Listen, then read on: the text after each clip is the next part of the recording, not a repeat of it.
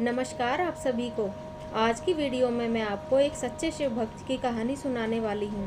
कैसे भगवान भोलेनाथ करोड़ों की भीड़ में भी अपने सच्चे भक्त को पहचान लेते हैं और उसे साक्षात अपने दर्शन देते हैं, क्योंकि भगवान तो सिर्फ भाव के ही भूखे होते हैं। तो चलिए शुरू करती हूँ भगवान भोलेनाथ के सच्चे भक्त की कहानी। जैसा कि हम सभी जानते हैं, भगवान भोलेनाथ को प्रसन्न करने के लिए सावन के महीने को बहुत ही पवित्र और सर्वोत्तम माना गया है। कहते हैं सावन के महीने में भगवान भोलेनाथ और महागौरी माता धरती पर विचरण करते हैं और अपने सभी श्रद्धालुओं की मनोकामनाएं पूरी करते हैं।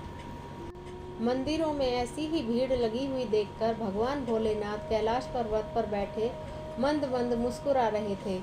तो माता पार्वती ने पूछा, स्वामी आप किसको देखकर इतने प्रसन्न हो रहे हैं? भगवान भोलेनाथ बोले, पार्वती मेरे भक्त मुझे किस किस विधि से स्नान करा रहे हैं यही सब देख रहा हूँ। कोई मुझे बेलपत्र चढ़ाता है, कोई भांग धतूरा चढ़ाता है, कोई पंचामृत से स्नान कराता है और कोई गंगाजल से नहलाता है।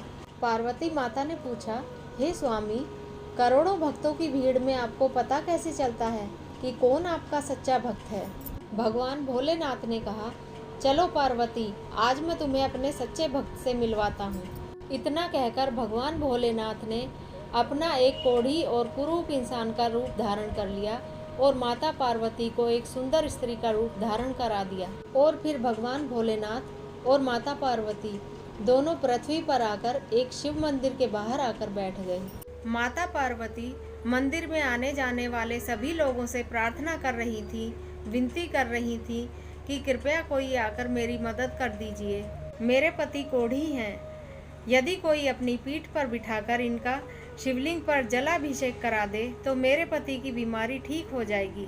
सभी लोग माता की बातें सुनकर अनसुनी करके सीधे निकल जाते थे और कुछ माता को ही कहते हुए निकल जाते कि तुम इतनी सुंदर स्त्री होकर इस कोढ़ी के साथ क्या कर रही हो? तुम इसे छोड़ क्यों नहीं देती? क्यों इस कोढ़ी के साथ रहकर अपना भी जीवन खराब कर रही हो? कुछ घंटों तक यही चलता रहा। माता विनती करती रही और लोग आते जाते रहे। कुछ देर बाद वहाँ एक लड़का आता है। वह रोजाना अपने काम पर जाने से पहले शिव मंदिर में माथा टेककर भगवान भोलेनाथ का आशीर्वाद लेकर ही अपने काम पर निकलता था। उसने जब माता की बातें सुनी तो उसने कहा, माई आप चिंता मत कीजिए, मैं आपके पति को अपनी पीठ पर लेकर मंदिर जाऊंगा और इनके हाथ से जलाभिषेक भी कराऊंगा। इतना कहकर वह लड़का भगवान भोलेनाथ को अपनी पीठ पर बिठाकर अंदर मंदिर में ले गया और भगवान के हाथ से शिवलिंग पर जलाभिषेक कराकर वापस ले आया और माता के पास बिठा दिया। माता ने उस लड़के से कहा, बेटा तुमने मेरी इतनी मदद की है, हम बहुत भूखे हैं, हमें थोड़ा खाना भी खिला दो। वह लड़का सुबह जब काम पर निकलता था तो उसकी माँ 4-6 रोटियां बांधकर उसे दे देती थी। उसने अपना थैला खोला और उसमें से वही रोटियां निकालकर भगवान भोलेनाथ और माता पार्वती दोनों को खिला दी और खुद खाली हाथ चला गया। उसके जाने के बाद भगवान भोलेनाथ मुस्कुराए और पार्वती माता से बोले, देखा पार्वती यही मेरा सच्चा भक्त है। और फिर भगवान भोलेनाथ और माता पार्वती वापस कैलाश को लौट गए।